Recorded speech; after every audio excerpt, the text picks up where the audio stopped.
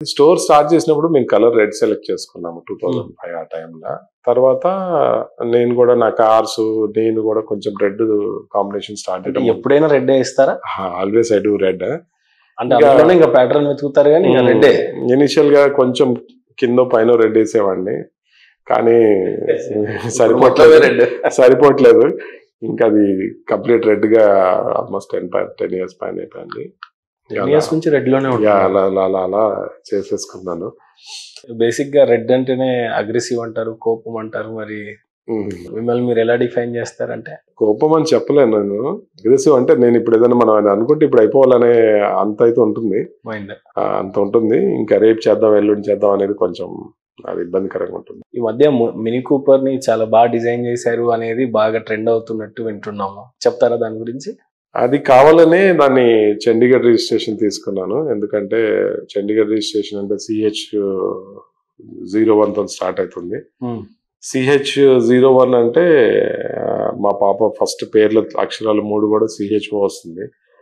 అది కావాలని చండీగఢ్ రిజిస్ట్రేషన్ తీసుకున్నాను. మా పాప కోసం డిజైన్ చేశాను. అది CHO01 CC0221 అది. అక్కడి నుంచి తీసుకొని దాన్ని నెంబర్ కాడి నుంచి స్టార్ట్ చేసాం. దాన్ని నెంబర్ కస్టమైజేషన్ చేయటము, దాని తర్వాత వెహికల్ డిజైన్ చేయటము, అది గ్రీన్ కలర్ వెహికల్ అది ర్యాప్ చేయటము, gun metal with rainbow colour, top అంతా రెడ్ చేయటము, ఇంటీరియర్స్ అంతా. వీల్స్ కూడా యూనిక్ గా ఉంటాయి, చాలా యూనిక్ గా ఉంటాయి wheels. Vintage kind of feel ఉంటుంది. అది ఎవ్రీథింగ్ దాన్ని కొనక ముందల్లే దాన్ని ఎలా చేయాలి ఏంటి అనేది మైండ్ లో సెట్ చేసేసుకుంటాను. సూపర్. దాని తర్వాతే కొంటాను కార్. నెంబర్ కాడి నుంచి దాని ఇంటీరియర్స్ ఎలా ఉండాలి, దాని ఎక్స్టీరియర్స్ ఎలా ఉండాలి, ఇంటీరియర్స్ కూడా. ఎట్లాంటి రెస్పాన్స్ దాన్ని చూసినప్పుడు మీ ఫాలోవర్స్ కానీ మీ క్లయింట్స్ కానీ ఎలాంటి రెస్పాన్స్ వస్తుందంటే? పిల్లలు వెళ్ళిపోయి ఓవర్టేక్ చేసి వాళ్ళ ఫోన్ తీసుకొని ఇలా పెట్టుకొని వీడియోస్ చేస్తున్నారు. ఒక్కొక్కళ్ళు అన్నా సూపర్ అన్నా అని ఒక్కొక్కళ్ళు చేతులు చూపెడతాము. అసలు అది that was a different experience. Super. అలా చాలా బాగా అనిపిస్తుంది.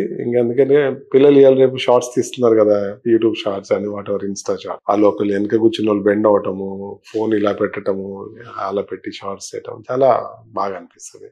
13,000 తో స్టార్ట్ అయింది అని అనుకుందాం మీ జర్నీని. ఈరోజు జెనెక్స్ ఆల్మోస్ట్ ఏపీ తెలంగాణలో కార్ ఇండస్ట్రీలో ఉన్న వాళ్ళకి చాలా మందికి సుపరిచితమైనారు. సక్సెస్ కన్నా కూడా చాలా నేర్చుకున్నాను అని అన్నారు. అసలు ఆ విషయంలో మీ వినమ్రతకి hands off to you first of all. And next ఒక 5 years తర్వాత అని అనుకుంటా ఒక జెనెక్స్ని ఏ కైండ్ ఆఫ్ మోడల్తో బయట ప్రజెంట్ చేయాలి అని అనుకుంటే, ఈరోజు డే బై డే కాంపిటీటర్స్ చాలా హెవీగా ఉన్నారు మీ ఇండస్ట్రీలో. అంటే కాంపిటీటర్కి మీరేమైనా భయపడతారా అనేది నా క్వశ్చన్ కాదు కానీ, but how you face them, how you want to be a number 1 in your industry అని అంటే ఏం చెప్తారు?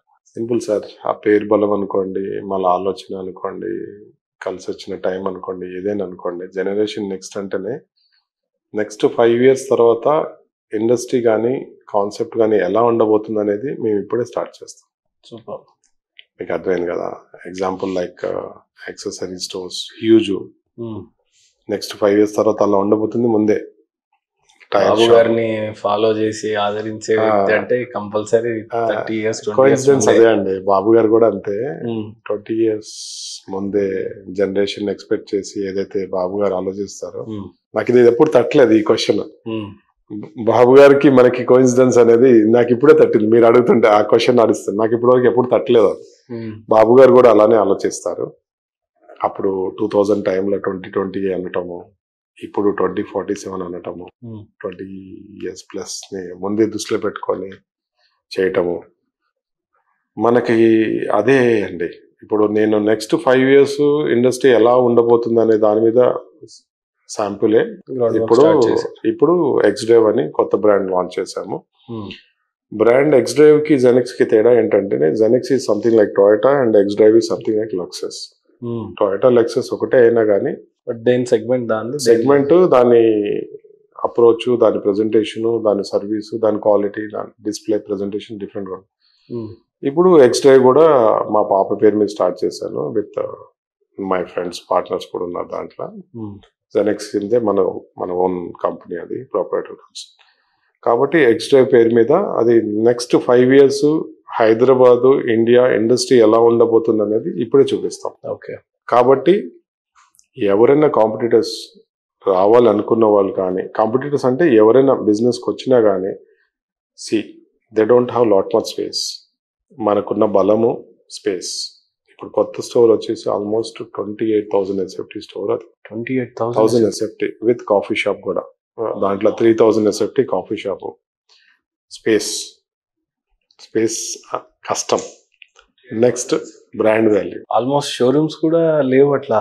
ఇప్పుడు ఎవరైనా మనం ఢీ కొట్టాలంటే దే వాంట్ స్పేస్, తర్వాత రేంజ్, కస్టమర్ బేస్, అసలు ఇప్పుడు స్టార్ట్ చేసిన పొజిషనింగ్ అవ్వాలి అని అంటే ఇన్వెస్ట్మెంట్. ఇన్ని చేసినా కానీ కస్టమర్లు వస్తారో రారు, మార్కెట్లో నిలబడతామో లేదో.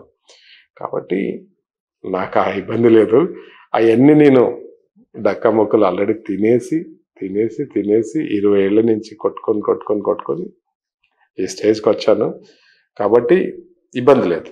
లైఫ్ లో ఇన్ని దక్కముక్కలు తిన్నప్పుడు ఎప్పుడైనా చాలా లోగా ఫీల్ అయినప్పుడు, ఇంకా ఈ రోజు నెక్స్ట్ జీతాలు కూడా వెళ్ళవేమో, లేకపోతే ఈ రోజు ఇంకా ముందుకు వెళ్తామో లేమో, రేపు ఫ్యూచర్ ఏంటో అని ఆలోచిస్తూ భయపడిన సందర్భాలు ఎప్పుడైనా ఉన్నాయా? ఆ ఇబ్బంది ఎప్పుడు కలగలేదండి. అంటే బిజినెస్ లేని రోజు లేదు, శాలరీస్ కూడా ఇవ్వలేని రోజు లేదు. 20 ఏళ్ళ నుంచి మనకి ఎప్పుడు ఏదైనా ఇందాక అన్నట్టు బాబు గారు లాగా నాకు అదే అండి. నాకు ఏంటంటే అండి, నాకు ఏదైనా అనుకోండి, మీరు మంచో చెడు అదృష్టమో వాటెవరు, నాకు ఏదైనా వెహికల్ ఆర్డర్ వచ్చినప్పుడు ఎలా అది ముందుకు వెళ్ళిపోతుందో, నేను ఏదైనా వర్క్ స్టార్ట్ చేసినప్పుడు కూడా అన్నీ అలా సెట్ అయ్యాయి. అంటే పేమెంట్స్ కానీ, షెడ్యూల్స్ కానీ, వాటెవర్. నాకు ఏదైనా అవసరం ఉంది అని అంటే అది ఎలా వచ్చేసేదండి పేమెంట్. అంటే లాజిక్ అనుకోండి, అది కస్టమర్ పేమెంట్స్ అనుకోండి, బిజినెస్ అనుకోండి, డిఫరెంట్ వేల. లేదంటే నా దగ్గర డబ్బు ఉన్నప్పుడు వెహికల్ కొనుక్కుంటాను. ఏదో ఒకటి నాకు వెహికల్స్ కొనడం పిచ్చి, కొంటా ఉంటాను. 25-30 కార్స్ ఉన్నాయి నాకు కలెక్షన్. అదే టైంలో నేను అనుకోకుండా వెహికల్ సేల్ అవుతుంది. అంటే నేను కావాలని నమ్మను, వెహికల్ సేల్ అయిపోతుంది. ఎవరో వచ్చి కస్టమర్ నాకు ఇదే కావాలంటాడు, ఆ డబ్బు ఇలా ఉపయోగపడతాం. అలా అంటే డిఫరెంట్ పాయింట్ అర్థమైంది కదా. కావాలని అడ్జస్ట్మెంట్ చేసినే కావు, బట్ అలా కోఇన్సిడెన్స్ అవటము, అలా ప్యాటర్న్ మ్యాచ్ అవటం తప్పించి అలా ఇబ్బందులు కలగలేదండి. పాయింట్ ఎప్పటికప్పుడు కస్టమర్ నీడే మీ ఎక్స్పాన్షన్ కి దారి తీసింది అని అన్నారు. లైఫ్ లో చాలా చూసినా కూడా లైఫ్ లో బాగా కిక్కిచ్చిన సందర్భం, ఈ రోజు నేను చెయ్యలేను అనుకున్నది ది బెస్ట్ గా చేశాను అన్న సందర్భం ఏమన్నా? అన్నీ ఎవ్రీడే నాకు ఛాలెంజింగ్ అండి, ఎవ్రీడే ఎక్స్పీరియన్స్ అండి, ఎవ్రీడే నాకు తృప్తి ఉంటుందండి. లాజిక్ ఏంటంటే నాకు నెవర్ అంటే, ఎందుకంటే సిబిఎన్ ఫోరం నేను స్టార్ట్ చేసి హార్డ్లీ ఇప్పుడు 2 years అయిందేమో. కాబట్టి 20 ఏళ్ళు 40 ఏళ్ళు పార్టీలో కానీ, ఇండస్ట్రీలో ఉన్న వాళ్ళు కానీ, ఎవరైతే వాళ్ళకి రికగ్నేషన్ అనుకోండి, ఆ గౌరవం, పేరు, I got it. That's my. ఎందుకంటే నేను ఎప్పుడు బాబు గారిని పర్సనల్గా వెళ్ళి కలవాలో కానీ, కలుద్దామని కూడా అనుకోలేదు. అనవసరంగా ఎందుకు వాళ్ళ టైం డిస్టర్బ్ చేయటము. బాబు గారు పిలిచిన రోజే వెళ్దాము అనే రోజు, అట్లా I follow in that way. కాబట్టి ఒకరోజు తెలుసా ల్యాండ్ క్రూజర్ చేసి ఒకరోజు ఈవెంట్లు అండి, అనుకోకుండా నేను ఆ ఈవెంట్ లో ఉన్నాను. నేను బాబు గారు వస్తున్నారని తెలిసే ఉన్నాను. నేను పక్కన నిలబడ్డాను అందరిలాగా. బాబు గారు మా ముందు నుంచి వెళ్ళిపోయారు. 2 అడుగులు ముందుకేసి వెళ్ళిన తర్వాత మళ్ళీ 2 అడుగులు వెనక్కి వచ్చి భుజం తట్టి, శభాషమ్మ ఒకసారి వచ్చి కలువు అని అన్నారు. దట్ వాస్ అంటే నేను I believe in that way. So me work తో పాటు దొరికిన రికగ్నేషన్, ఎందుకంటే ఇంతకంటే ఒక ఎంటర్‌ప్రెన్యూర్ ఇంకా అంతకన్నా ఇంకేం కావాలి రికగ్నేషన్. అది పాయింట్ ఏంటంటే, ఇప్పుడు మనం చేసిన సేవ అనుకోండి, సర్వీస్ అనుకోండి, ఏదైనా కానీ, పార్టీకి అనుకోండి, కస్టమర్కి అనుకోండి, ఎవరికి అనుకోండి, ఎవరికి మనం కాల్ చేసినా, లైక్ ఎంత పెద్ద ఎమ్మెల్యే కానీ, మినిస్టర్ కానీ, సీఎం కానీ, ఎవరైనా కానీ డెఫినెట్ గా మనకు టైం ఇస్తారు, అపాయింట్మెంట్ ఇస్తారు, కాల్ ఆన్సర్ చేస్తారు, 1 ring లోనే కాల్ ఆన్సర్ చేస్తారు. ఎవరు మనని స్కిప్ చేయాలి. కానీ such a wonderful journey, such a wonderful story అండి యూ హ్యావ్ యాక్చువల్లీ. అంటే జనాలకి, ఎంటర్‌ప్రెన్యూర్స్ కి సరైన స్టోరీని ఇచ్చానన్న తృప్తిని ఇచ్చారు యాక్చువల్లీ మీ జర్నీ మొత్తం చెప్పాక. మధ్యలో మీ లాజిక్స్, మీ ఫిలాసఫీస్ కూడా చాలా బాగున్నాయి. జీవిత ఆశయం ఏంటి అమర్ గారిది అని అంటే ఏమంటారు ఫైనల్ గా? జీవిత ఆశయం అట్లా ఏం లేదండి. ఇప్పుడు 20 ఏళ్ళు మనకి సొసైటీ చాలా ఇచ్చింది. సొసైటీ కూడా కొంచెం అంతో ఎంతో మనం సోషల్ రెస్పాన్సిబిలిటీగా ఫీల్ అయ్యి సర్వీస్ చేయాలని అనుకున్నాను. సో ఇప్పుడు ఫుడ్ డొనేషన్ ఒకటి స్టార్ట్ చేశాను. ఫుడ్ డొనేషన్ ఏంటంటే ఆల్రెడీ ఫుడ్ గ్రెయిన్స్ అనేది షార్టేజ్ ఉంది. మనం ప్రొడక్షన్ రీచ్ కాలేకపోతున్నాం అన్నిని. వండి మళ్ళీ డొనేట్ చేయటం కాకుండా ఎక్సెస్ ఫుడ్ ఏదైతే ఉందో ఏదో సందర్భంలో ఫుడ్ వండుతారు, ఆ రోజు మిగులుతుంది, ఎక్సెస్ ఫుడ్ మిగిలిపోతుంది. ఇట్లాంటి ఇబ్బందుల పరిస్థితుల్లో మిగిలిపోయిన ఫుడ్ని మేము కలెక్ట్ చేసి క్యాటరింగ్స్ వాళ్ళ దగ్గర నుంచి కానీ హోటల్స్ దగ్గర నుంచి కలెక్ట్ చేసి అది డిస్ట్రిబ్యూట్ చేయాలనేది ఒక ఉద్దేశంతో ఒక ట్రక్ డిజైన్ చేసి సిబిఎన్ ఫోరంలో డొనేట్ ఫుడ్ అనే కాన్సెప్ట్ తోని తీసుకెళ్తున్నాము. ఆల్రెడీ చేస్తున్నారు. స్టార్ట్ చేసాము. అది ప్రోటోటైప్ గా ఒక కాలనీలో ఒక ఫ్రిడ్జ్ పెట్టాము, ఒక 500 లీటర్స్ గ్లాస్ డోర్ ఫ్రిడ్జ్. కాలనీలో ఈవెంట్ కూడా చేసి కాలనీ అందరికీ మెసేజ్ చేసి ఏంటంటే ఎక్సెస్ ఫుడ్ ఏదైతే ఉందో తీసుకొచ్చి మీరు ఫ్రిడ్జ్ లో పెట్టండి అమ్మా, మీ ఏరియాలో ఉన్న వాచ్మెన్స్, సెక్యూరిటీస్ ఎవరైతే ఉన్నారో వాళ్ళు కావాల్సిన తింటారు అని చెప్పాను. That was successfully running. ఇంకోటి కలెక్షన్స్ పెద్ద పెద్ద ప్లేసెస్లో కలెక్ట్ చేసుకొని ఫుడ్ డొనేట్ చేయటం అనేది.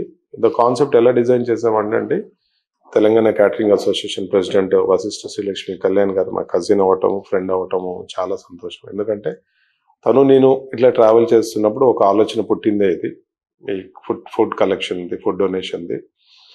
నేను అడిగాను ఎక్సెస్ ఫుడ్ ఏం చేస్తున్నారు అన్న అంటే చాలా బాధ అనిపిస్తుంది అమ్మ, ఒక్కోసారి 1000 మంది 2000 మంది కూడా పడేస్తాము, ఫుడ్ వేస్టేజ్ ఉంటుంది, ఏం చేయలేము, స్టాఫ్ తిన్నా ఎంతమంది తిన్నా ఏం చేయలేము, బట్ ఇంకేం చేయలేము, దానికి ఆప్షన్ లేదు. సో దాని గురించి నేను ఆలోచించి ఒకటి కాన్సెప్ట్ ఏం డిజైన్ చేసామంటే 10 o'clock వాళ్ళకు మెసేజ్ వస్తుంది ఫుడ్ తగులుతుందా మిగులుతుందా అనేది. 10 o'clock తగులితే వండుతారు, మిగిలితే మనకు కాల్ వస్తుంది, మనం 11 రీచ్ అయిపోతాము, కలెక్ట్ చేసుకుంటాము. ఇప్పుడు ప్రోటోటైప్గా ఏం చేస్తున్నామంటే అన్ని డిఫరెంట్ ప్లేసెస్లలో రీసెర్చ్ చేస్తున్నాము, ఎక్కడ అవసరం పడుతుంది ఆ టైంలో, రోడ్స్ మీద ఉన్న వాళ్ళకా, లేకపోతే రైల్వే స్టేషన్సా, బస్ షెల్టర్సా, హాస్పిటల్సా, ఏంటనేది ఫస్ట్ రికగ్నైజ్ చేస్తున్నాము, ట్రైంగ్ టు డూ రీసెర్చ్. అది ఫుడ్ అనేది ఫార్మాట్ చేసాం దానికి.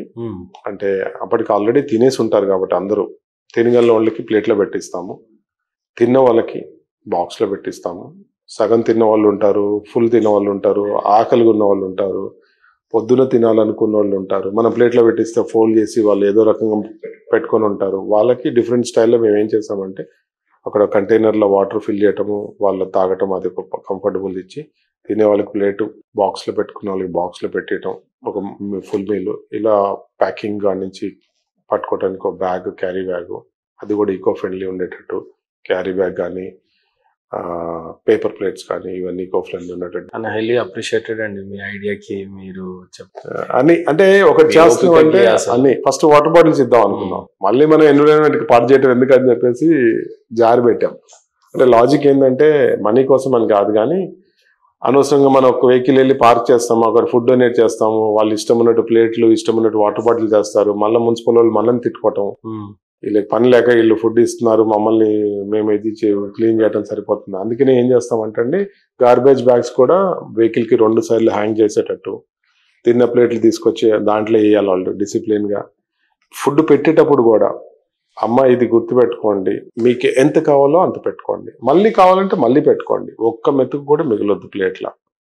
I love to eat like that అండి. బాధ్యత. నేను కరివేపాకు కానీ వాట్ ఎవర్ ప్లేట్లో ఉన్న ప్రతిది కూడా నేను కావాల్సిన పెట్టుకుంటాను, అంతే తినేస్తాను. అంటే ఇంకేం ప్లేట్లో మిగలలేను.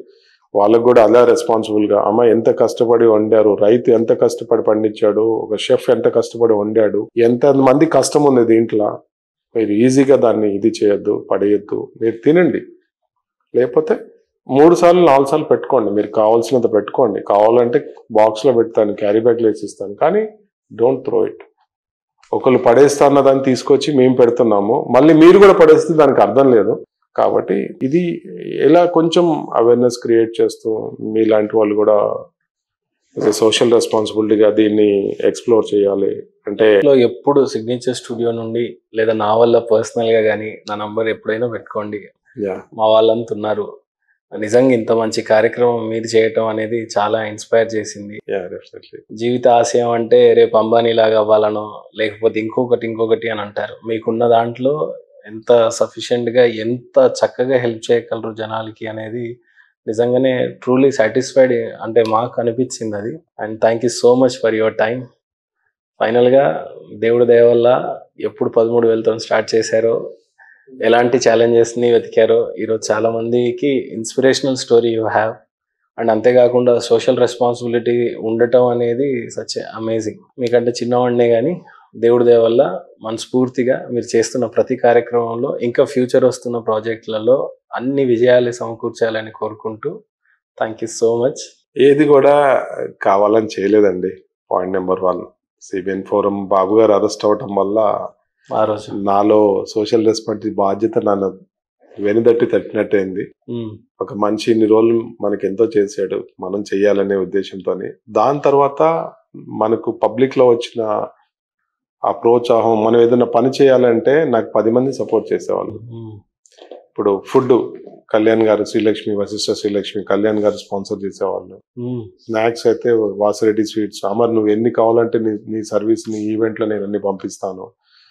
పబ్లిక్ అలా కలెక్ట్ అవ్వటము, ఇట్లా మనం ఇంతమంది ప్రోత్సాహం ఉంటే మనం ఎందుకు చేయకూడదు అంటాము. అలా అలా అలా నన్ను ఇప్పుడు నేను ఏం చేశానంటే, నేను జస్ట్ నిలబడితే నన్ను ఆటోమేటిక్ అంటే ట్రైన్ అర్థమైంది కదా మీకు, దానివల్ల నేను అలా అలా చేసుకుంటూ వెళ్ళిపోతున్నాను. I want to do the best service కూడా ఏంటంటే ప్రాపర్గా. అట్లనే జెనెక్స్ కానీ ఎక్స్ డ్రైవ్ కానీ బ్రాండ్, ఇప్పుడు మనం ఎన్టీఆర్ గారు కానీ కొంతమంది పేర్లు ఎలా అయితే చెప్పుకుంటున్నామో, I want to do my mark. Genex Amar అంటే ఒక బ్రాండ్, 100% ఒకటి ఇది కాదు అని చెప్పాలనేదే 10 కాలాలు కాదు 10 జనరేషన్ మన పేరుని మన బ్రాండ్ ని అలా అలా అలా నిలబడాలనేదే నా ఆలోచన. అది ఎలా వస్తుంది సోషల్ రెస్పాన్సిబిలిటీ కానీ లేదంటే అప్కమింగ్ బిజినెస్ మ్యాన్ కానీ సర్వీస్ కానీ అన్ని చూసుకున్నప్పుడే అది వస్తుంది కదా. సో ఆటోమేటిక్ గా అది ఒకటి మైండ్ లో పెట్టుకుంటే ఇది ఆటోమేటిక్ గా చేయాల్సి వస్తుంది. అది కావాలంటే ఇది చేయాల్సి వస్తుంది. అలా అలా ముందుకు వెళ్తున్నాను.